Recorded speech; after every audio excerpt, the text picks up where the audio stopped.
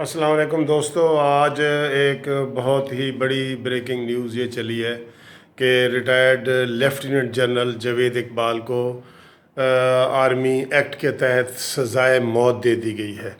और उसके साथ ही एक ब्रिगेडियर रिजवान साहब को 14 साल की सज़ा दी गई है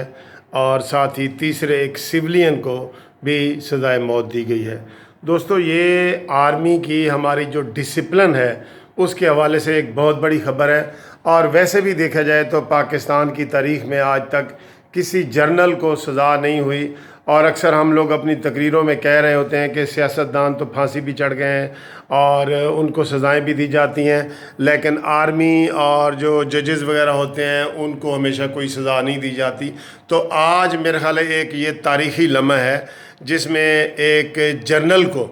सज़ाए मौत दी गई है और उसकी तौसीक जो है वो हमारे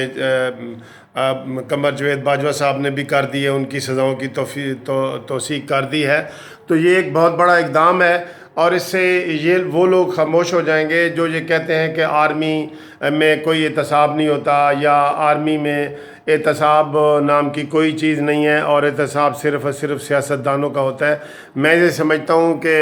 ये एक बहुत अच्छी मिसाल है। हमारे आर्मी का जो डिसिप्लिन मशहूर है या जो हमारे आर्मी के अंदर ये जो चीज़ें हैं उनको सज़ा हुई है ये जासूसी के इल्ज़ाम ने कि उन्होंने हिसास मामलात के बारे में पाकिस्तान की जासूसी जो है वो दूसरे किसी मुल्क के साथ शेयर की है। तो मैं ये समझता हूँ कि ये बहुत बड़ी ख़बर है और हमें इसको अप्रिशिएट भी करना चाहिए और आर्मी का जो डिसिप्लिन है उसको भी हमें अप्रिशिएट करना चाहिए कि आर्मी जो है अपने बंदों की भी, चाहे वो जनरल का ओहदा हो जो सबसे बड़ा ओहदा है, उसके ऊपर भी सज़ाए मौत दे दी गई है। तो हम आर्मी के इस इक़दाम की जो है वो बहुत तारीफ़ करते हैं और अपनी पाक फ़ौज को